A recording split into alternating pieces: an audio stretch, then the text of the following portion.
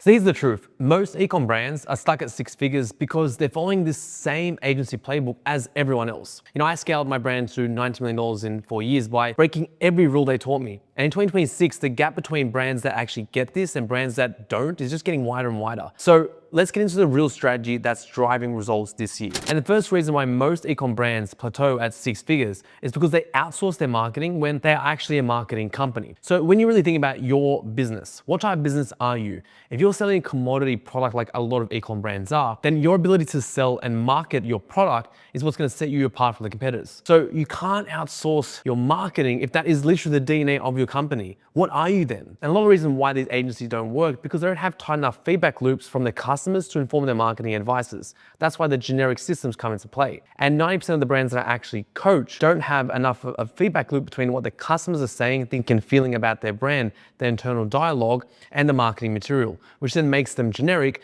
and which makes them in the ad auction just compete against everyone else. So that's where the truth lies. If you're not building in-house skills, you're not future-proofing your business or your brand. You're literally outsourcing the success and the potential of your brand to someone else. And most founders are stuck because they're using this outdated agency advice, generic creative, generic funnels, copy and paste templates, chasing these little hacks. Because the agencies teach us to outsource your growth levers, making your brand extremely fragile and really undifferentiated. So this is what I see when I start to coach a lot of the brands that we work with, is that when they start creating a custom game plan based on certain principles they learn, that's when everything changes for them because now they stand out and they start to create some intellectual property that's unique to their brand in terms of the advertising, their angles, and the landing pages, which then allows them to cut through that semantic satiation, which is literally the mind's ability to, numb itself to consistent same messages and separates you from the pack, which then gives you lower CACs, lower CPM, then, more scale inevitably. So what's actually going to work for you in 2026? And why is the gap getting wider? So what's working is people building in-house, and they allow for more dollars for advertising because who can afford to spend the most on acquiring a customer will win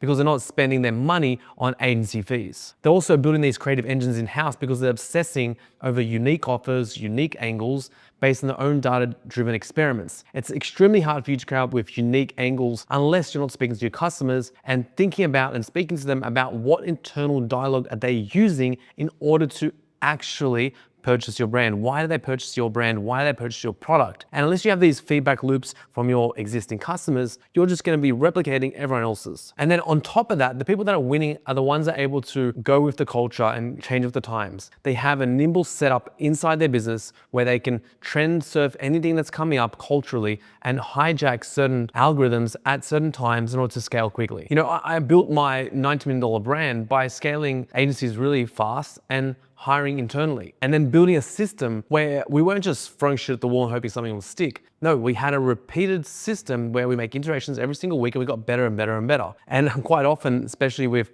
the targets that I'm setting to the team, they're like, oh, how are we going to achieve more spend at a higher ROAS? That doesn't happen. And a lot of times what happens within the team when I'm setting these big targets like spending more and increasing our efficiency at the same time, they push back saying they can't work. But the reason why it has worked for us time and time again is because the feedback loop and the system we have that's allowing us to create better and better and better creatives, which are more efficient and allow us to spend more at a lower CAC. Like it's crazy.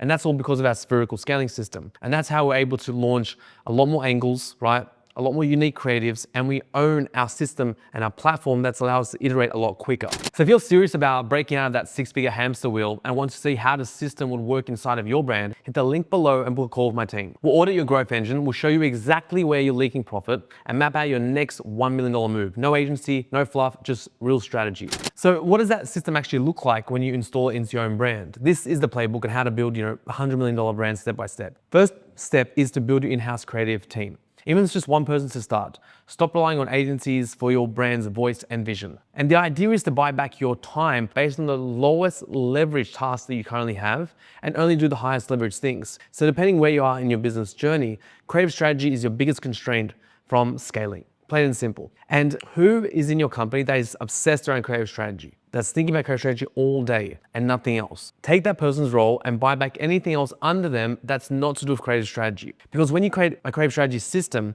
with a simple dashboard to track everything what's working and what's not, and in the spherical scaling system that we use, there's three different parts to it. The first one is angle architecture. Now that's when you look at a use case, how someone uses your product, or maybe a problem they have, their problem that your product solves, plus the avatar. Now the avatar might be really specific, like a teenage boy with hormonal acne, go really specific with the avatar. And when you combine the use case or the problem with the avatar, that's your angle, right? Step one. Step two is your awareness levels. You have 5 different stages: unaware, right? Problem aware, solution aware, product aware, most aware. All those different awareness levels needs to be tracked separately, because at unaware level, that's going to give you the most scale because you're approaching the biggest audience, but it's not going to get the highest ROAS, but it's going to build your funnel in the best possible way at the biggest scale. So you can't expect to get the same ROAS from an unaware ad as you can a most aware ad, because a most aware ad is where people already been on your website or bought your product. It's kind of like a retargeting layer. Then sure, the ROAS is going to be higher, but the spend is going to be lower because the in-market audience is a lot smaller. And then the third part is formats. How many different formats are you testing with your ads? How many different avatars are you testing with your ads? You're doing podcasts, you're doing UGC,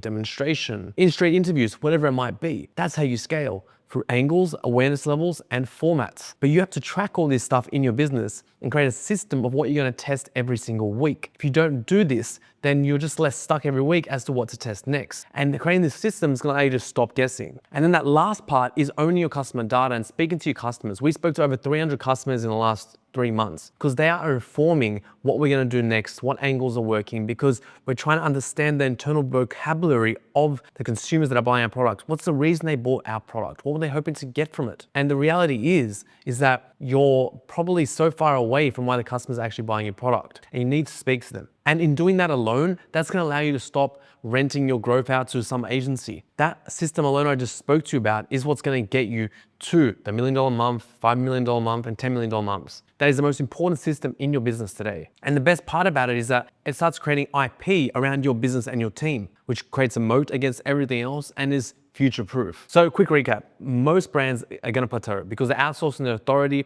their sales and marketing to other companies when literally all you are is a sales and marketing company. You need to build a creative system in-house that offers data based on this $90 million system that I just taught you guys. It requires relentless focus and execution. People have to own this system all day in and out. Buy back the time of anyone who's currently doing this role but has other things that are not moving the needle forward as much as the highest leverage skill set of creative strategy is. You don't need more hacks. You don't need another agency. You need your own growth engine. You need to own it if you're gonna win in 2026. So if you're ready to stop renting growth and actually own your own results, book a call with Ecomm Architects right now. We're gonna break down your numbers, show you the exact system we use to scale brands to $1 million a month plus, and give you the custom action plan that you've always wanted. The link is in the description. Don't wait. Every month you delay, the gap actually gets wider.